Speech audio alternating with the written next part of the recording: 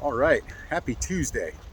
Lady Dog is not with me again today because she's already been for her walk. She was not happy that I left without her, but um, she's back at the house because I got to make this video, and she'll just want to stop every 3 or 4 feet to sniff something. Anyway, I am out here enjoying this beautiful, beautiful day. Holy cow. It's a little chilly. My hands got cold enough to hurt this morning, but that's, arthritis, being old. Anyway, all right, this is another one of those deals where I just can't get it out of my head. So I'm going to talk to you about it. Last week I talked a lot about trusting your gut, learning how to follow your gut, trusting your gut, and taking those risks, doing what you're feeling in here instead of up here. It is not a universal strategy. You don't do that all the time, but you got to learn how to do it. You got to learn how to follow your gut. All right. So what comes immediately after following your gut is terror, just stark raving terror. You get scared because following your gut is not something you do in the United States of America. You just shut up, put your shoulder to the grindstone or your nose to the grindstone, whatever it is, and go do a regular job and take what they give you. That's what it is. That's the American dream right there. Anyway, so you get scared. All right, so what is required when you've decided to follow your gut and then you immediately get scared? Courage, bravery. All right, so I'm going to tell you a little story and then we're going to circle back around. The first time I ever really displayed courage in my life, I was 19 years old. I had an above top secret security clearance, and I was in a bar in Texas. Those two things don't mix very well. And remember, I'm only 5'8". At the time I was about 160 pounds, and so I'm not just doing something that I know I shouldn't be doing. I'm also very small, especially for Texas. Around here in Pennsylvania I'm kind of average, but in Texas I'm a little guy. All through the Midwest and probably the Pacific Northwest as well, I'm a little dude. Anyway,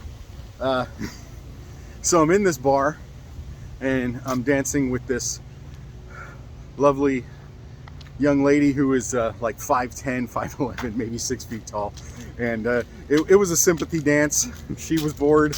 I asked her to dance. She was like, yeah, I'll give this knucklehead a dance.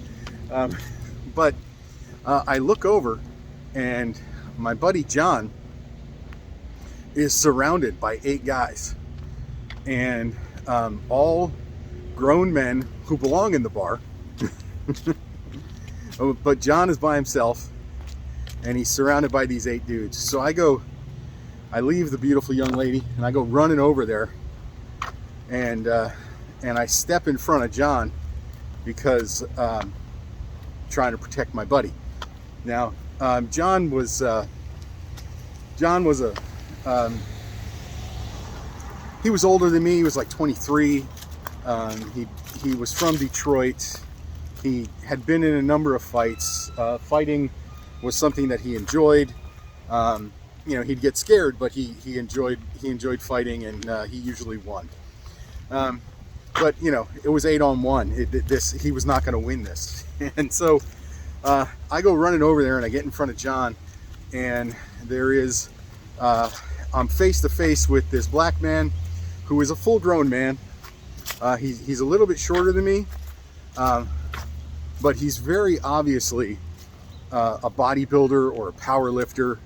I mean, his muscles were, his arms were as big as my legs at the time. I mean, he was a very strong man, and he looked me right in the eye and he said, kid, get out of the way or you're going to get the shit punched out of you. And in my head, I thought, you know, the first time this man hits me, that's exactly what's going to happen. But what came out of my mouth was, I can't do that. And so I know this is going to hurt. It's not going to be enjoyable. It's going to hurt for 3 weeks or so. But I'm not going to abandon my buddy to these 8 guys who are just going to pummel him. And so while I'm trying to figure out what to do, bouncers come from everywhere and just tackle all 8 of these guys.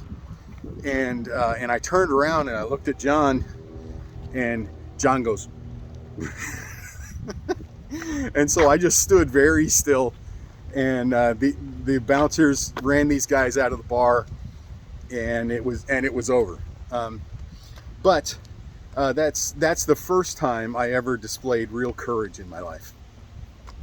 So I tell you that to tell you this: I was terrified the whole time.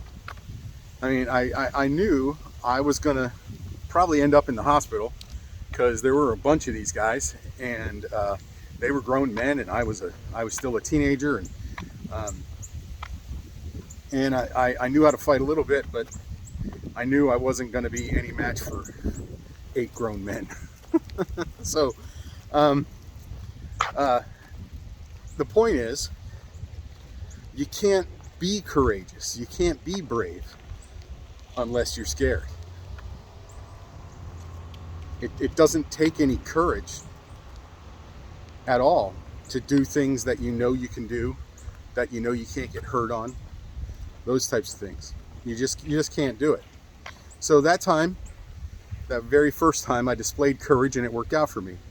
Many other times in my life, I was courageous and brave, and it didn't work out for me. It worked out exactly the way I thought it was going to.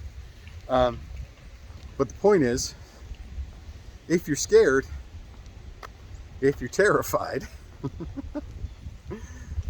that's the only time you can be brave. So when you're following your gut and that fear comes after you, which it will, that's when you know it's time to be brave. Have a great day.